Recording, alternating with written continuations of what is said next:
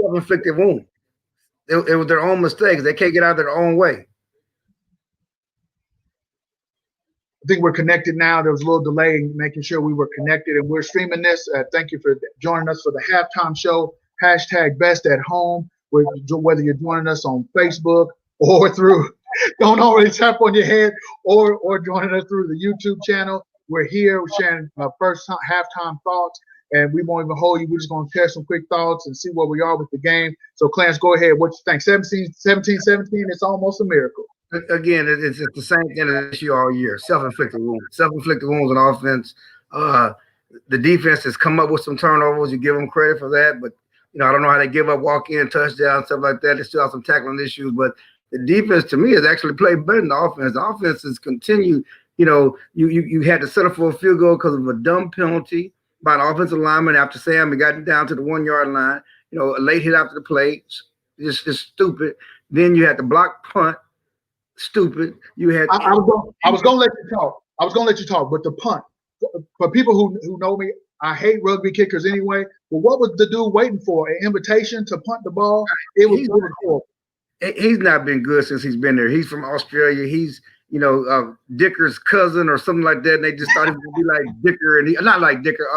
Dixon. Excuse me. Dicker's the kicker, but Dixon, the guy, the former All-American punter that's up in Seattle, and they're both from Australia, but this guy has been bad, and again, that's the second block punt of the season, and largely because he takes too long. Certainly they're giving up too much up front, but takes too long. And then at the end of the half, the offensive lineman false starts. It's just a self-inflicted wound that's just driving me crazy. I cannot believe Ingram fumbled his first carry today after fumbling last week. Yeah, and then even they were inside the red zone. And then they had when Ellinger fought to get down to the one, the offensive lineman comes in late, and then they get pushed back for 4th and 15 from the 15 rather than fourth and inches on the goal line, which they surely would have gone for the touchdown. Poorly coached and undisciplined has been their issue. Yeah. Marcus, what's your initial thoughts, man? Yeah, man. I mean, we talked about in the pregame, right? Matt said special teams. I told you turnovers. I mean, that's been the name of the game. Oddly enough, it's 17-17. We should be blowing them out. So it just feels like kind of same old. I mean, to Clarence's point, the defense is actually, stepping up. I didn't realize that we were going to be without Caden Stearns. And so that's probably why you've seen BJ Foster get a little more run. I wish he would focus a little more on tackling instead of trying to make a big hit with his shoulder. But at the end of the day, man, I mean, it's a tie ball game. I said, that last 2 minutes of a half and first 2 minutes of the second half are pretty telling. We had a chance to make a big move there, and these guys are just undisciplined, man. And Clarence, I'm with you on the coaching to a degree. At the end of the day, though, as a player, like players play, man. And if you a dog, you can go out there and make a play. And so I can't let them off the hook. I certainly think it always starts at the top. But I mean, these guys have an opportunity to go out there and make plays, and they're just not. And so the fact that it's actually a tie ball game, gives me hope because I do kind of have a little bit of faith in Sam turning it on in the second half. Hopefully they kind of, you were saying this earlier, Al, should do what you do, man. Like go back to the QB power. Like forget all this cute stuff. Stop trying to run all this misdirection. If we got 2-3 yards to give it to Sam. Like make them stop him 3 times. I don't care. So I'm looking forward to the second half. Hopefully they come out, with their hair on fire. Yeah, go ahead, Shu. The problem is that it's the missed opportunity, okay? Because Texas gets the ball to start the second half. You had the chance to score and score. Okay, you had a chance to score and score. You could be up 10 to 14 points. Take total control. Yeah. Right. Yeah. With control of the game with their new quarterback out there, but it's a tie game and we're scuffling because you had a chance to get points there at the end of the first half and you didn't do it. And again, it was more about the self-inflicted wounds. You can't let that happen. And now, it's, as I said, the frustrating thing is it's tough to watch these games because they're going to be heart stoppers every week. It seems like it's always like that in the Big 12.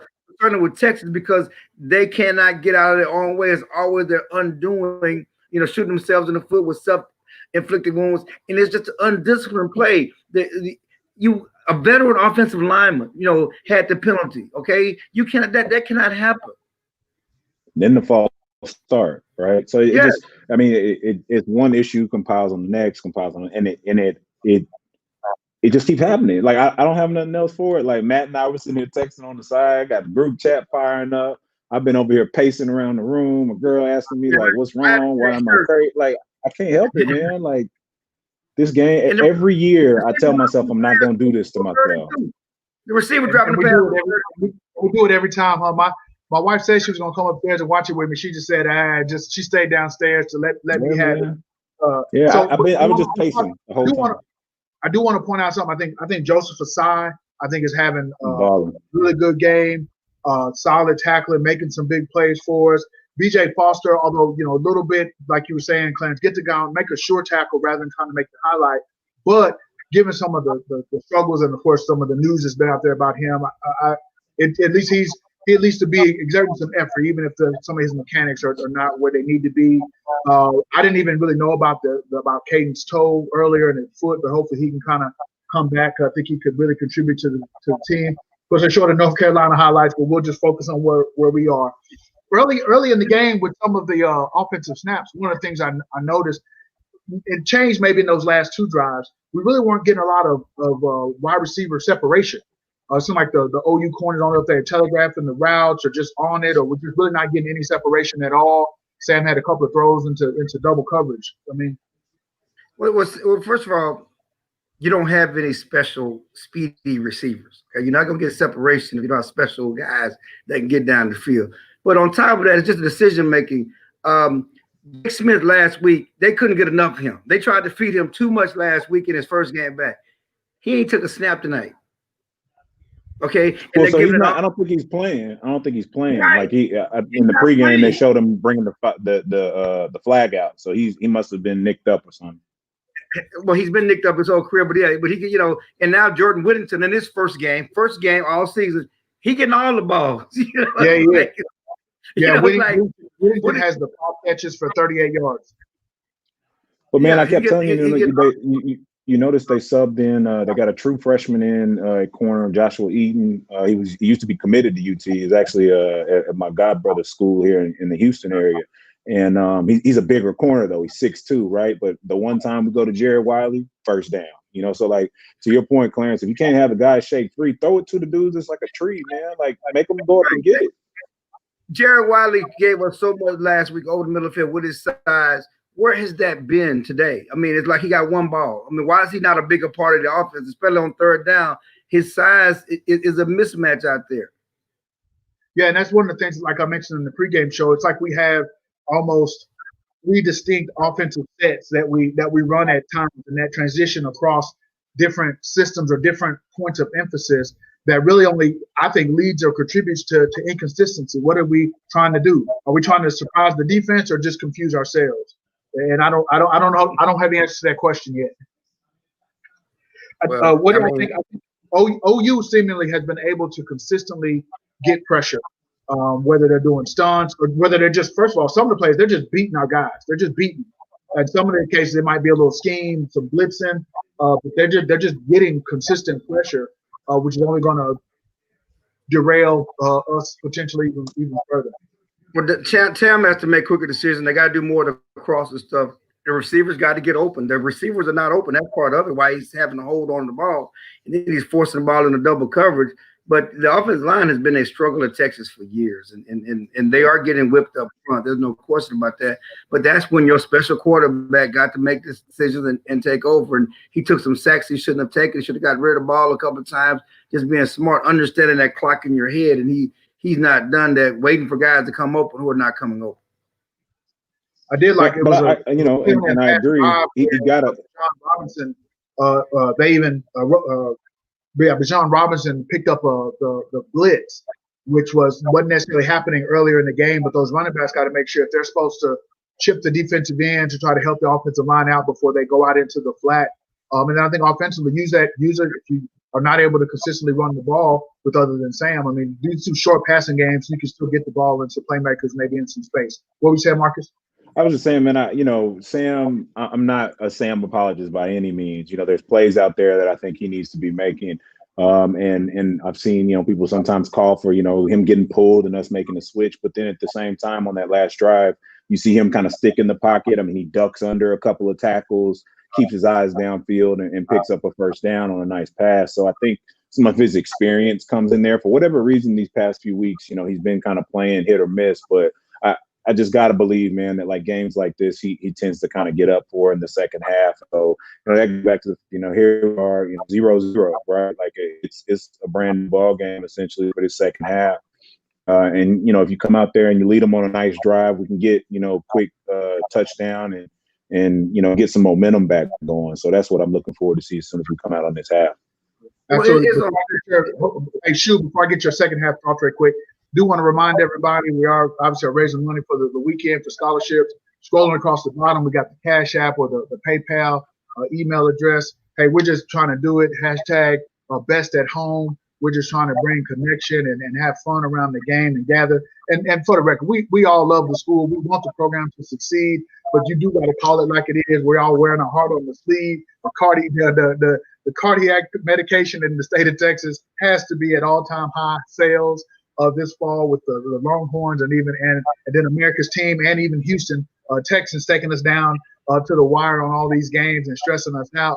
But we're here. We love the Horns. We all bleed orange and we all have our observations and everything. But we're supportive and we're here together to connect. But still call it like it is, even if it's being critical of the burnt orange. But we encourage you to donate. I know there's been some call outs last night to the challenge to some alums from the 80s, and then for the athletes to come on through. There's a comment on Facebook that we don't have an offensive identity. Yeah, you're reading my mail on that one. Those distinct offensive schemes that we seem to be implementing at different times and not finding who are your horses. But like Marcus was saying, who's your playmakers? The dogs that they're just gonna, no matter, you can double cover, they're gonna go get the ball. You can send everybody at them. They're gonna break a tackle. They're gonna make a play. Find those guys, which now we're being this deep into the season. Even if preseason games and practices were disrupted a little bit with everything going on, who's the guys that you can ride? Who's going to step up and then make some plays to help us, go forward? Clarence, what you looking for to happen in the second half? Well, I mean, it's on Sam. This is Sam's legacy. He's one of the few quarterbacks to start all 4 years of his career. Okay, he's 1-2 so far. But he's one of the. You look at the others, the James Brown, the Peter Gardeers. They all got winning records. All the quarterbacks, Texas quarterbacks that have started 4 years against Oklahoma, they got winning records in this shootout. And the thing about Sam is this is his legacy. I mean, he's going to end up as a 4-year starter with all the passing records. Okay, from yards, touchdowns, all that other stuff, all the passing records. But he hasn't won a conference title. This is his legacy. He has to show up. It's going to be a shootout. It's going to come down to offense making plays, and Sam has to make the plays. He's been solid, but he missed some throws. The throws he missed to the tight end, to the receiver running across a black at his feet. Sam has to be special. This is time to shine. Legends are made in this game. He's true. His number's going to say he's a Longhorn legend, but does his wins and as far as what he's done for the program make him a legend? Absolutely, yeah. Big time, primetime players. This is when you gotta step up. You want your name written in that book of all time greats. Let it just not be inflated stats and maybe against some soft defenses, but let it be that you stepped up in the biggest of moments. Marcus, you got something there? Yeah, man. I mean, I think Clarence said it pretty well. We used to always have this saying that big time players make big time plays in big time games. So that's kind of what has to happen here in this second half. I mean. You got to go out there and take it, man. You got to have a mentality that whoever that man is in front of you, you're going to whoop them. And if we weren't broadcasting live like this, I'd probably use some different words. But I think we got a chance to go out here in the second half, make a few things happen. And if we don't, if y'all hear something breaking, it's probably me throwing some things. But I think we got a shot. I like our chances, man. I do. And we got another guest, defensive cornerback extraordinaire. Join us in the comment. You have any comments to offer on the 17-17 tie halftime? Get out of here. He froze in the moment. Go ahead, Shu. One more thing, they have to win this game. Okay. Urban Meyer's on the halftime show. Texas fans are already calling for Urban Meyer. Okay. And you didn't want to talk about the Charlie Strong stuff. But he's under fire. Boucher's upset, okay? and they're frustrated and they're angry and they're angry with their checkbook right now. And Urban Meyer would love nothing. You know, he and Tom got a rivalry. I think he would love nothing more than replace Tom. And so, you know, Tom's, you know, he's on the clock. There's no question about it. He's on the clock. Yeah, somebody called me. Yeah, I'm definitely still checking the TV, trying to make sure that I don't miss this second half kickoff. Yeah, they calling you out, but I was being outside too. So Sammy has 146 total yards. He has the 2 touchdowns. But yeah, he's going to put us on his back. But I don't think it's only with his legs. We're going to have to make some plays through the air. Although I do appreciate the work that Sam's been doing on the ground. It has definitely helped us to get into the end zone and do what we got to do. It's all about adjustments, man. At the halftime, it's all about adjustments. I mean, both teams have kind of come out and seen what, you know, each person's going to do. Riley, you know, if he rolls Mordecai back out there, you know, he'll have a plan, you know, that's a little more suited for him. You know, I imagine he had things schemed up for Rattler for the entire game. And so if he's, you know, if he thinks that his confidence is shaken to the point that they're not going to roll him back out there, you know, I imagine you'll see a little bit of a different offense out of OU in the second half. But like I said, we got the ball first, man. We got to march down and get 6. Yes, that will definitely help to establish if we can go down and get some points, get the touchdown on the first drive, try to really establish some things. Tackling hadn't been great on our defensive side, hadn't been great, but we've seen it worse. So I don't know if I guess that's a to be determined overall for the game for how we're doing there. You know, one of the things I will admit, I haven't kept up with OU's team this year, but then the background they shared on the broadcast about the OU running backs. We had Sermon transferred to Ohio State, and then somebody else out, and then so basically it's the 4th and 5th string guys who are coming in and making plays. Pledger and then Major. You know, so that's just that they're just doing it. We need to see more Robinson and Johnson and less Ingram. I think some people have been calling for more of that for sure. So any last closing thoughts, guys? Yeah, I'd like to see more from Robinson. He's been slipping. He need to change his shoes or something.